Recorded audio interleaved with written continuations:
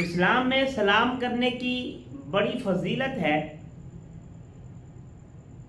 اور پھر سلام میں پہل کرنے کی بہت زیادہ فضیلت ہے۔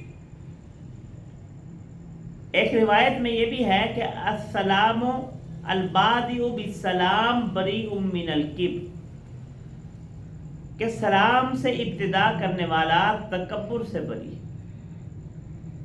حضرت ابو امامہ رضی اللہ تعالیٰ عنہ سے ایک روایت ہے، وہ فرماتے ہیں کہ میں نے نبی اکرم صلی اللہ علیہ وسلم سے پوچھا، سوال کیا، عرض کی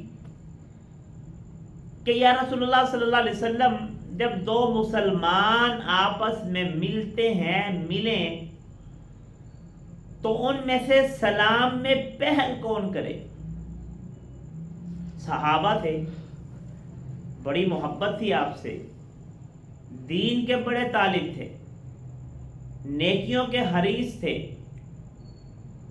ایسی باتیں آپ صلی اللہ علیہ وسلم سے ایسے ایسے سوال کرتے تھے تاکہ ہماری نیکیاں بڑھیں۔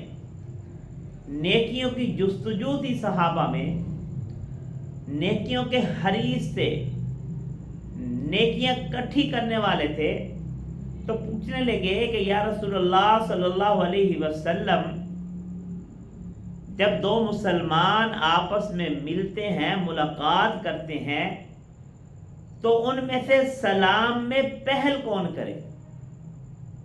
تو آپ صلی اللہ علیہ وسلم نے کیا ارشاد فرمایا؟ سنیے، آپ صلی اللہ علیہ وسلم نے ارشاد فرمایا کہ جو ان دونوں میں سے اللہ کے زیادہ قریب ہوگا وہ سلام میں پہل کرے گا۔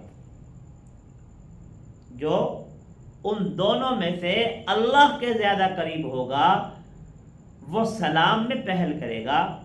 ہمیں بھی یہ چاہیے کہ ہم دیکھتے رہتے ہیں، سوچتے رہتے ہیں کہ یار اس شخص نے سلام نہیں کیا تو میں کیوں کروں؟ تو سلام میں پہل کرنی چاہیے۔ جب آپ سلام میں پہل کرتے ہیں تو پھر کیا ہوتا ہے؟ ایک تو آپ اللہ کے قریب ہو جائیں گے، اور دوسرا یہ آپ صلی اللہ علیہ وسلم کی جو دوسری حدیث میں نے بیان کی ہے کہ البادئ بالسلام بریء من الکبر، سلام میں پہل کرنے والا، سلام سے ابتدا کرنے والا تکبر سے بری ہو جاتا ہے۔ دو فائدے ہوں گے، ایک آپ تکبر سے بری ہو جائیں گے، اور دوسرا آپ رب العالمین کے قریب بھی ہو جائیں گے۔